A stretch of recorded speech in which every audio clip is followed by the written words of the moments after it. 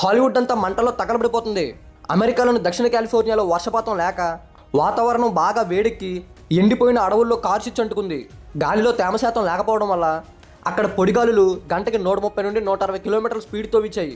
దాంతో మంటలు చెలరేగి పక్కనే ఉన్న లాస్ ఏంజల్స్ సిటీని తగలబెట్టేశాయి. ఈ లాస్ ఏంజల్స్లో హాలీవుడ్ యాక్టర్స్ అలాగే పెద్ద పెద్ద బిలియనీర్స్ నివాసం ఉంటారు. అక్కడ ఒక్కో ఇల్లు $1 మిలియన్ ఉంటుంది. అయితే ఈ మంటల కారణంగా అక్కడున్న ధనవంతులందరూ వాళ్ళ ఇల్లు వదిలేసి పారిపోయారు. మొత్తం 4 చోట్ల మంటలు వ్యాపించగా ఇందులో Pacific Palisades fire, Eaton fire ఈ రెండు చాలా నష్టాన్ని కలిగించాయి. దగ్గర 36,000 ఎకరాలు కాలిపోయింది. ఇంకా ఖరీదైన ఇళ్ళు, ఆఫీసులు అలాగే హాలీవుడ్ స్టూడియో ఇవన్నీ కలిపి మొత్తం 13,400 నిర్మాణాలు ధ్వంసమయ్యాయి. ఈ మంటల వల్ల గాలిలో పొల్యూషన్ కంటెంట్ కూడా పెరిగిపోయింది. ఈ మంటల్లో 11 మంది చనిపోయారు. అలాగే 1,80,000 మందిని వేరే ప్రాంతానికి తరలించారు.